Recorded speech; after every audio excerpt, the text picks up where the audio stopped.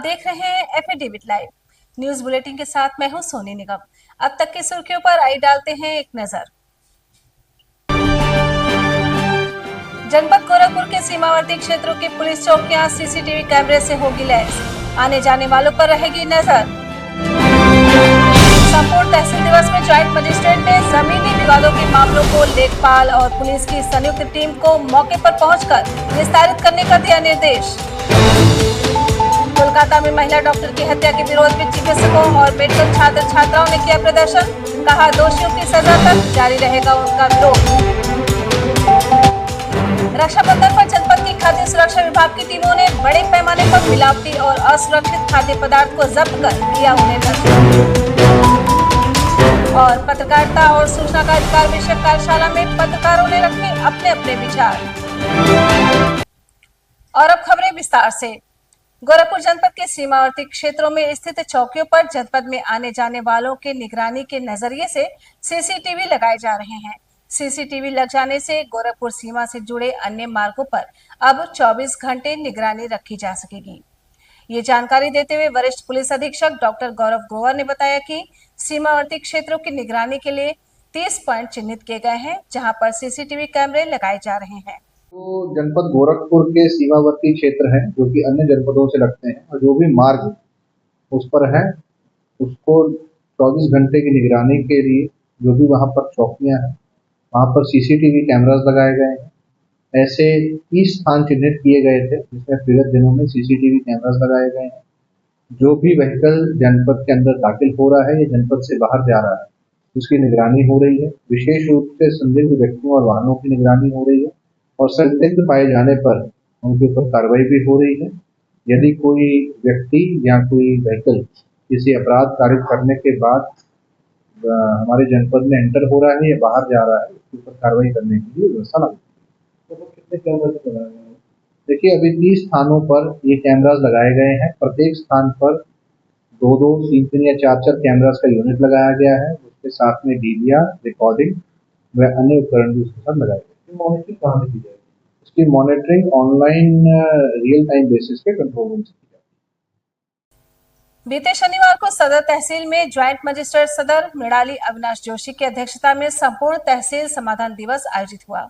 विभिन्न मामलों की सुनवाई करते हुए ज्वाइंट मजिस्ट्रेट सदर मृणाली अविनाश जोशी ने जमीनी मामलों को तहसील दिवस के समाप्त होने पर लेखपाल और पुलिस की संयुक्त टीम बनाकर मौके पर भेजकर निस्तारित करने का निर्देश दिया। कोलकाता में महिला डॉक्टर की हत्या के विरोध में डॉक्टर और मेडिकल छात्र छात्राओं द्वारा देशव्यापी प्रदर्शन किया जा रहा है। इसी क्रम में शनिवार को बड़ी संख्या में चिकित्सकों और मेडिकल छात्र छात्राओं द्वारा इंदिरा बाल विहार पर एकत्र होकर विरोध प्रदर्शन किया गया। प्रदर्शनकारी चिकित्सक और छात्र छात्राएं हाथों में तख्तियां लिए दोषियों को फांसी की सजा दिलाने की मांग कर रहे थे।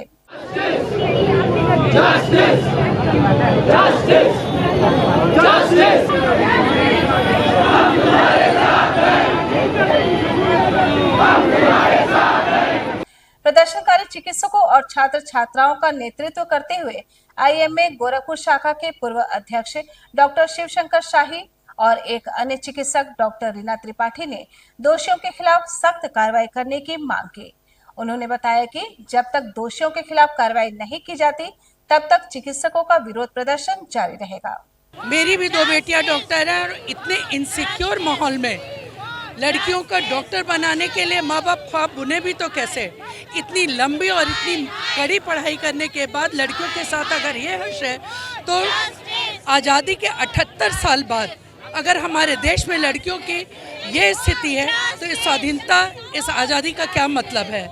हमें इसको कंडम करना चाहिए और हमें आगे बढ़ना चाहिए। राजनीति के ऊपर हट के, राजनीति के ऊपर उठ के हमें इसका विरोध करना चाहिए और हमारी श्रद्धांजलि उस लड़की के साथ है और हमारी सहानुभूति उस पूरे परिवार के साथ है। और हमें शर्म है अपने समाज पे जहाँ पे आज़ादी के 78 साल बाद ऐसी घटनाएं होती हैं। जो डॉक्टर को भगवान कहते हैं उस भगवान के साथ ऐसा है तो आगे देश का क्या होगा, इसके लिए हम सभी महिलाएं चिंतित हैं। हम लोग की मांगे हैं कि दोषियों को फांसी होना चाहिए। ये जो एडवाइजरी जारी हो रही है, दिखावा हो रहा है, अब बरसों से चलता आ रहा है। इस बार धरती का भगवान चाह रहा कि हम धरती का इंसान रहें, भगवान न माना जाए और जो भी न्याय हो रहा है उसको देखा जाए। एकदम नहीं संतुष्ट, सीबीआई जांच कर रही है। देखिए पूरे देश के सैकड़ों मेडिकल कॉलेजों में घटनाएं हो रही हैं। ये तो एक आइसबर्ग एक दिखी है, हजारों लाखों केस ऐसी जो दिख नहीं रही है। मुझे सुरक्षा चाहिए। सीबीआई जांच करके क्या कर लेगी? सबसे पहले हमको सुरक्षा दें, एडवाइजरी जारी करके उसको कार्य में दिया जाए, उसको निरीक्षण करके देखा जाए कि हम चिकित्सक जो 36 घंटे 72 घंटे ड्यूटी करते हैं, मरीजों की देखरेख करते हैं, वो हम सुरक्षा के अंदर ही करेंगे। रक्षाबंधन त्योहार के दृष्टिगत जनपद गोरखपुर में खाद्य और सुरक्षा विभाग की टीमें सक्रिय हैं। इन टीमों द्वारा शनिवार को कई स्थानों पर छापेमारी की गई। राप्ती नगर और रेलवे बस स्टेशन से मिलावटी खोआ और संदेहास्पद मिल्क केक बड़ी मात्रा में जब्त किए गए। ज्यादातर खाद्य पदार्थों के कोई दावेदार नहीं मिले। जनपद गोरखपुर के मान्यता प्राप्त पत्रकार समिति के तत्वावधान में पत्रकारिता और सूचना का अधिकार विषयक कार्यशाला नगर निगम परिसर में आयोजित की गई। कार्यशाला में उपस्थित वक्ताओं ने कहा कि एक व्यक्ति या पत्रकार को आरटीआई एक्ट के अंतर्गत प्रश्न पूछने का वही अधिकार प्राप्त है जो कि संसद में एक संसद सदस्य को। मान्यता प्राप्त पत्रकार समिति की तरफ से एक कार्यशाला का आयोजन किया गया है ताकि हमारे जो भी पत्रकार साथी हैं, पत्रकारिता और जन सूचना अधिकार विषय रखा गया है। जन सूचना अधिकार को हम किस तरह से अपने इस पत्रकारीय कर्म धर्म में उपयोग में ला सकते हैं, कैसे अपनी खबरों को बेहतर बना करके लोगों तक पहुंचा सकते हैं, इसमें हम जन सूचना अधिकार का सहयोग ले सकते हैं। जन सूचना अधिकार कानून के तहत हम सूचनाएं इकट्ठा करके खबरों के जरिए उनको आम जन तक पहुंचा सकते हैं। बहुत सी ऐसी बातें होती हैं कि जो छिपी रहती हैं, उनको पाने के लिए अधिकारी भी छिपाते हैं, कर्मचारी भी छिपाते हैं। उनको पाने के लिए हम लोगों को एक तरह से मजबूत हथियार है। जन सूचना अधिकार का जो हथियार है, इस हथियार के जरिए हम अपनी पत्रकारिता को और निखार सकते हैं और समाज को लाभ दिला सकते हैं। कार्यशाला में महापौर डॉक्टर मंगलेश श्रीवास्तव के अलावा पूर्व सहायक सूचना आयुक्त व वरिष्ठ पत्रकार हर्षवर्धन शाही, कुमार हर्ष, मनोज कुमार सिंह, सर्वाधिक आरटीआई का प्रयोग करने वाले व्यापारी आनंद रुंगटा, शफी आजमी, समिति के अध्यक्ष डॉक्टर अरविंद कुमार राय, मंत्री श्री कमलेश कुमार सिंह सहित सैकड़ों की संख्या में पत्रकार उपस्थित थे। उत्तर प्रदेश के मुख्यमंत्री योगी आदित्यनाथ ने प्रदेश की बहनों को रक्षाबंधन के पर्व पर तोहफा दिया है। इस दौरान महिला यात्रियों को 18 अगस्त की मध्यरात्रि से 19 अगस्त की मध्यरात्रि तक सरकार की तरफ से निःशुल्क यात्रा का उपहार मिलेगा। बहनें 24 घंटे किसी भी रूट पर किसी भी श्रेणी की रोडवेज की बस में तय गंतव्य तक निःशुल्क यात्रा कर सकेंगी। इसके संबंध में क्षेत्रीय परिवहन अधिकारी लव कुमार ने एफिडेविट संवाददाता प्रभात श्रीवास्तव से बात करते हुए बताया कि रक्षाबंधन को लेकर रोडवेज ने अपनी तैयारी तेज कर दी है। बहनों की सुविधाओं के लिए 22 अगस्त तक प्रदेश के सभी रूटों पर पर्याप्त अतिरिक्त बसें चलाई जाएंगी। 18 तारीख की मध्यरात्रि से 19 तारीख की मध्यरात्रि तक निःशुल्क सेवा देंगे। जो भी महिला यात्री हमारी बसों में ट्रैवल करेंगी उनको एक 0 वैल्यू का टिकट दिया जाएगा, उनसे कोई पैसा चार्ज नहीं किया जाएगा। ये हमारी जो है माननीय मुख्यमंत्री जी के निर्देशों पे 2017 से परिवहन निगम हर रक्षाबंधन पे इस तरह के जो है हम लोग सेवाएं देते हैं। इस साल भी हम लोग वो कंटिन्यू करेंगे। सेंट्रल एकेडमी शाहपुर की छात्राओं ने पत्रकारों को राखी बांधकर अपना विश्वास व्यक्त किया है। इस अवसर पर विद्यालय की प्रधानाचार्य भी उपस्थित रही। पत्रकारों ने कहा कि छात्राओं के विश्वास की रक्षा सदैव की जाएगी। आज प्रेस क्लब पे आके पत्रकारों को उन्होंने राखी बांधी है। निश्चित तौर पे जो हमारी बच्चियां हैं, बेटियां हैं, बहनें हैं,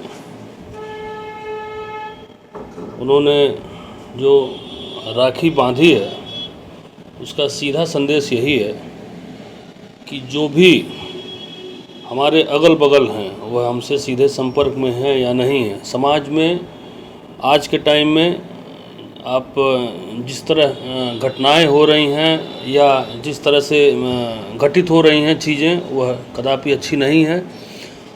जो भी लड़कियां हैं सब हमारी बहन बेटी हैं, उनको हमारे द्वारा या समाज के अन्य वर्गों द्वारा सबको सुरक्षा का भाव, साथ ही उनके प्रगति में उनको आगे बढ़ाने के लिए जो हम लोगों से हो सके वह करना चाहिए।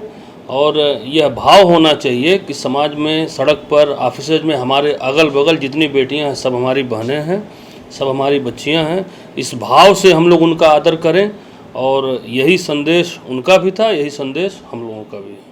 भाई बहन का पवित्र त्योहार रक्षाबंधन सोमवार को मनाया जाएगा। रक्षाबंधन को लेकर महानगर में चारों ओर राखी की दुकानें सज गई हैं, जिनसे खरीदार अपने अपने पसंद की राखियां खरीद रहे हैं। सोने और चांदी की दुकानों पर भी सोने और चांदी की राखियां बिक्री के लिए उपलब्ध हैं। राखियों की मांग और बिक्री के संबंध में एस्प्रा जेम्स एंड ज्वेलर्स के डायरेक्टर सौमित्र सर्राफ ने बताया कि रक्षाबंधन पर पिछले वर्षों की तुलना में कई नई राखियां बिक्री के लिए उपलब्ध है। का और मात्र 400 रुपए से आपको हम लोग यहाँ चांदी की राखियां मिलना चालू हो जाएंगी और सोने की राखियां भी आपको मात्र 7,500 से मिलना चालू हो जाएंगे। अगर आप हीरे में कलेक्शन देखना चाहते हो राखी का तो आपको 12 से 15,000 में हीरे की भी राखियां मिल जाएंगी। और इनमें खास बात यह है कि राखी के बाद इन राखियों को आप चाहें तो आप 2-in-1 के जैसे यूज़ कर सकते हैं। आप इसको लॉकेट में भी कन्वर्ट कर सकते हैं, तो ये आजीवन पूरे लाइफ टाइम आपके काम आएगा। Institute of technology and management GIDA में गोरखपुर के छात्रों ने देश के जवानों की सुरक्षा के लिए एआई रोबोट सोल्जर तैयार किया है। बीसीए और बीटेक के द्वितीय वर्ष के 8 छात्र आदित्य मदेशिया, मेराज हुसैन, नीरज गुप्ता, प्रियांशु गुप्ता, विकास मौर्य, सुमित गुप्ता, आरुषि श्रीवास्तव और स्नेहा पांडे ने मिलकर संस्थान के इनोवेशन सेल में इसको तैयार किया है। और इसी के साथ एफिडेविट लाइव की ये बुलेटिन अब यहीं पर होती है संपन्न। अगले बुलेटिन में कुछ और नई खबरों के साथ हम मिलते हैं आपसे। तब तक आप देखते रहिए एफिडेविट लाइव।